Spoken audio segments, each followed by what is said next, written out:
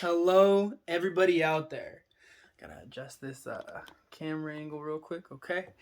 For today's video, wanted to do another episode of the shit they should have taught us in high school 101. Get a job, dummy. So for today's actual video, obviously don't have my whiteboard or any of that stuff for my normal like little shit they should have taught us in high school 101 series. But for the sake of the video series, my name is substitute teacher Mr. Dean, but for today you can just call me Mr. Dean. But hopping into the actual video.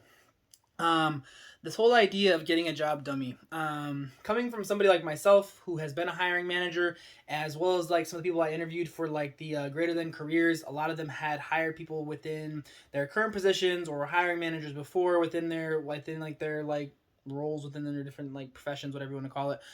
So I asked them very similar questions, and I'm also taking like my own like thought process on like this idea of getting a job. Now, if you're watching this while you're in high school, that's even better. If you are in college, then this will also be helpful for you. But if you're in high school, it's going to give you an extra leg up. And obviously, as I already said, get a job dummy. But literally, what I'm telling you is, when I interview these people, I ask them like, how important is work experience for your job before you ever get into it? Like, whether it's in a related field or just in general. And every single one who had done hiring before said it was super important. And even like a lawyer, like literally there's not like a lot of stuff you can do aside from like working like a legal office as far as like having previous close proximity experience. He even said any type of experience you can have, whether it's in a legal office or if it's customer service at a grocery store or working at McDonald's, it doesn't matter. It just shows that you have the ability to work a job, hold a job, and that you've had some type of customer interaction, customer service experience, and you understand how the process is supposed to work, how you're supposed to interact with people, treat people, and also that you could just hold a job and maintain that while going to school, even if it's just part-time, obviously.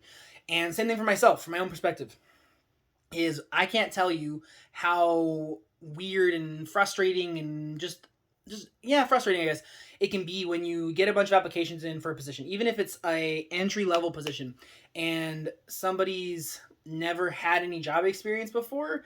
I guess if it's entry level, it's not as frustrating, obviously, because people have to start somewhere. But when it is somebody who has no job experience, it can be very, very hard, because even if it's entry level job, you really don't know what you're going to get. It's kind of like rolling the dice. You're kind of crossing your fingers and like hoping like, God, I hope this person works out, because like you can have a great phone interview or a great in-person interview, but you don't really know how someone's going to interact like in a customer facing environment until they're actually in it, especially if it's their first time. So same thing for like higher paying or like higher ranking positions that I've hired for before as well. Same thing. When you have limited job experience or no job experience, it's really hard to get hired in those areas, even if like they're mid-entry level, because you've never worked in it before. And I need somebody who's had that experience working with customers, being face-to-face, handling customer service issues, and just working like in a normal environment and like actually knowing what that feels like versus never doing anything at all.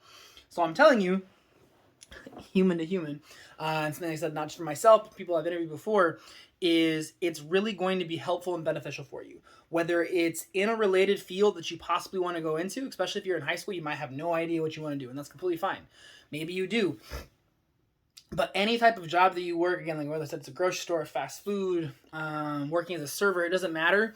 It just shows your future boss, your future employer, your future company you're going to apply for, that, again, like I already said, you've had customer service skills, you know how to interact with people, and you understand how things actually work, showing up on time, all that jazz. And it'll definitely help you get another foot in the door, if you will, another leg up on other people. Because if someone has, especially if you're in high school or college and you're applying for your actual like big kid job, if you have the same GPA as somebody else and you went to the same school, you know, the same degree, and you have work experience and they don't, and you both do your interviews equally well, they're going to hire you first, like 95% of the time, because you have already shown that you know how like working in the real world actually works.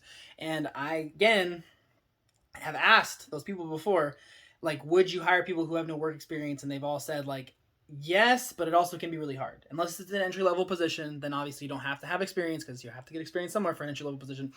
But if you're trying to get into a career, when you've already got like your degrees, maybe like like I said, like an RN or a lawyer or whatever other positions, even if you have your degree, work experience will give you that extra leg up. And it also gives you something to talk about. Because if they ask you questions about what you've done for work before or how you would handle the situation, you'll have something to draw from.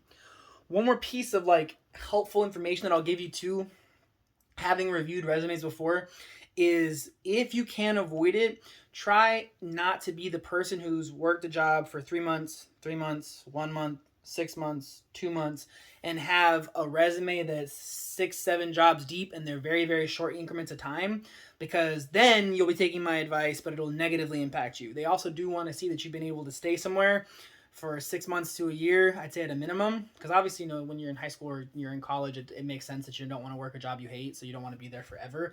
But try and be there, for a minimum of 6 months to a year, if at all possible. If it's absolutely god awful and you're there for like a week or a month, just leave it off your resume and just say you were working somewhere else, because I'm telling you right now, just that you don't want to see a bunch of like back-to-back people leaving jobs quickly, because then if I hire you, it's like, I don't know what I'm going to do, because if you quit here after a month or two, then I'm out of a person, and I don't want that either.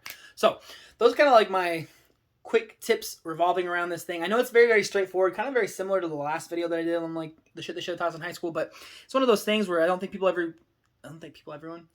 everyone really knows that it's important or that they should do it. And even if you don't need the work, even if your parents paid for everything and you're in that luxury boat, which is great for you and we all envy you, I would still recommend getting a job, because it'll still, like I said, give you that work experience that employers are going to be looking at when they review your application, regardless of what job you're going into or where you're going to school or whatever.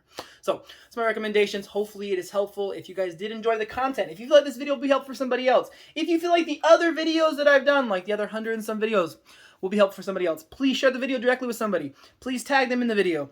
Please share the channel with them. One way or another, the whole idea of the Greater Than movement and doing these videos, different random little series, is to help improve 100 million people's lives in a multitude of different ways. And the best way to do that is if you guys share the content directly. If you guys want to like and subscribe, that's awesome too. I don't want to ever ask anybody to, because everybody else on YouTube will ask you to do it, and I just don't want to be like everybody else, and hopefully you don't either, which is probably the reason why you're watching some of these videos. That's what I got, guys. I'll talk to you real soon. Stay healthy, stay safe, and remember, above all, be greater than. Have a great day.